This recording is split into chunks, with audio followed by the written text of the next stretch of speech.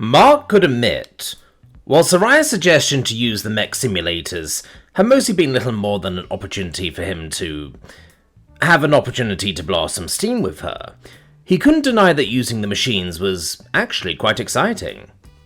He was only human, after all, and while Vagina was nice, it only narrowly beat out giant robots. The panoramic screen in front of him was a riot of colours and action, as he used the neural headset to command his mech to lurch forward. And lurch was the correct word for what he was doing. The neural headset he was wearing meant that he could control the machine like it was his own body. Of course, there were two issues with that. First, his real body wasn't shaped like the mech he was piloting. Oh, sure, it was similar in the broad strokes, in that it had arms and legs, but one of those arms had a pulse cannon instead of hands, and the legs were reverse jointed and rather squat. It also didn't have a head. Instead, it had a series of sensors and cameras dotted across the torso that gave the machine a 360 cone of vision, though he turned that off in favour of narrowing the focus in the direction he was looking. It would shift as he turned his head. He also had shoulder-mounted cannons, which correlated to him feeling like he suddenly had an extra pair of limbs attached to his back, which he couldn't use, but just manipulating them felt distinctly alien to his sensibilities.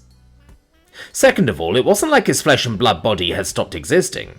He could very much move his real arm in a manner entirely separate to his new mech body, which required a level of focus not indistinct from trying to pat yourself on the head while rubbing your stomach.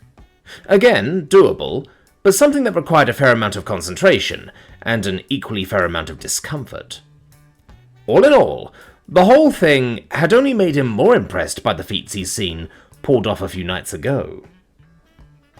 Dodging to the side, or perhaps falling was more apt, he barely managed to avoid a barrage of laser fire from his on-screen opponent.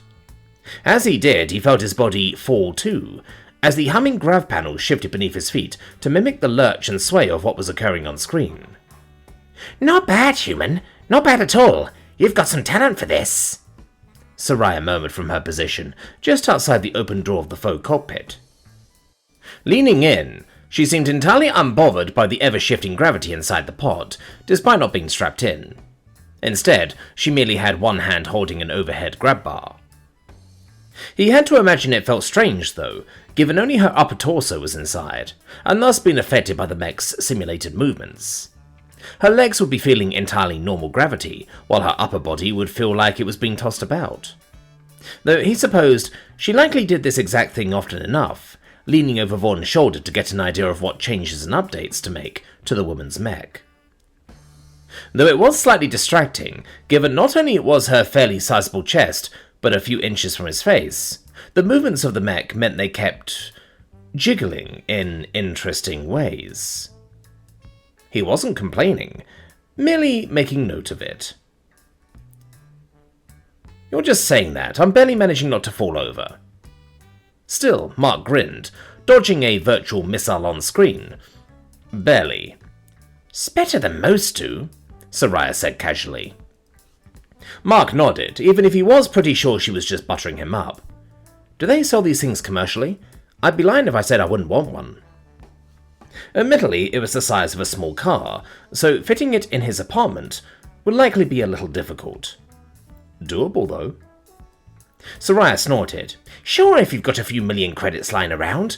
Most folks settle for scaled-down versions.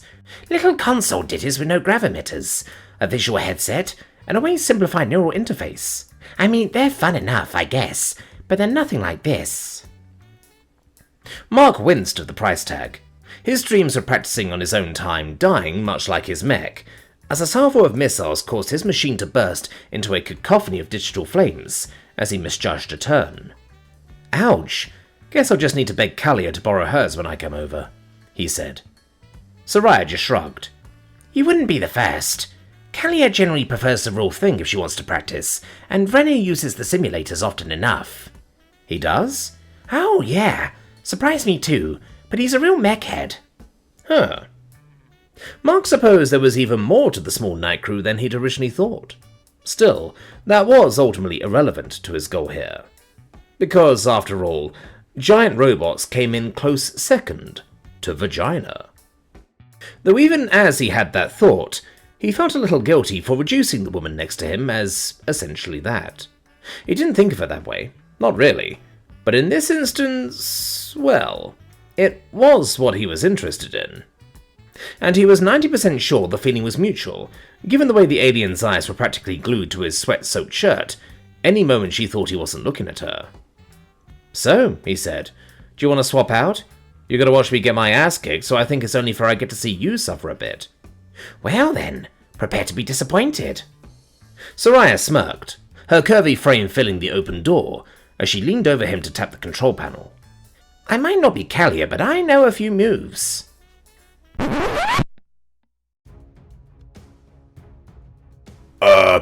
Hello, Death Walders. This is Nash Alter.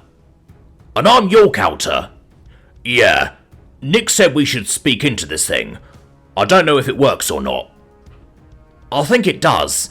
See that light there? Oh, right. Anyway, if you can hear us, we're here to tell you that we're skipping past a section of this chapter. Yeah, since it contains stuff NetNarrator can't read on YouTube without getting his ass banned. That's right, Nash. But if people want to listen to the unabridged version, they can do so on Patreon or on NetNarrator's Discord server, if they're a YouTube or Patreon member.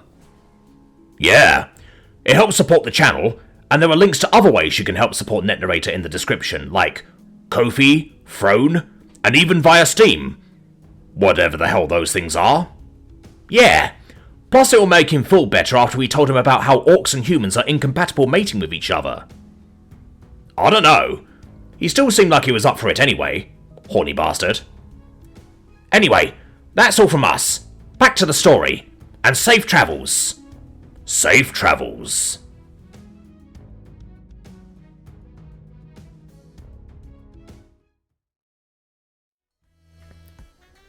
It was a good hour later that Mark staggered back to his apartment. Getting found out by Vernier hadn't been ideal, but the little night crew had said nothing, beyond smiling impishly as both he and Sariah made their way to the front door after a quick cleaning session. Of the equipment, not each other.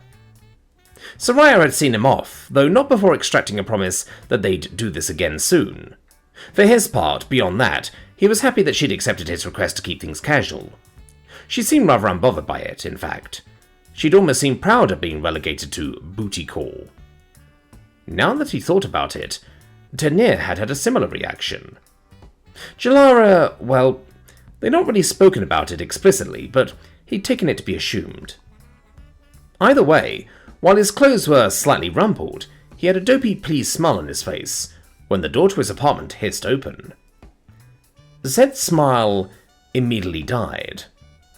Because as the neon glow of the city's skyline spilled through the massive windows of his apartment, they served to illuminate a rather unsettling scene. "Hello, Mark," Sabine said cheerily, from her position tied to a chair. Despite the fact she was sporting a rapidly swelling black eye, and her clothes looked even more rumpled than his own, she seemed quite unbothered. The same could not be said for Jalara, whose body language said she was quite pissed, as she sat on the bed, rather intimidating pistol, trained on the blonde woman. Her patchwork suit looked even rougher than normal, and actually looked to be leaking slightly from a rather large gash across the side. Her visor, likewise, had a rather large crack in it. She glanced up as Mark took in the scene, his post-sex buzz fading fast. "Found a little rhino trying to sneak into your place while you were out. Thought this one would detain her for you," the Unu said, before wincing slightly as she touched her side. "Put up a bit more of a fight than this one expected, even after this one got the drop on her." Mark just stared. Then he sighed. "All right, I guess we're doing this," he said, as he stepped inside, deliberately shutting the door behind him.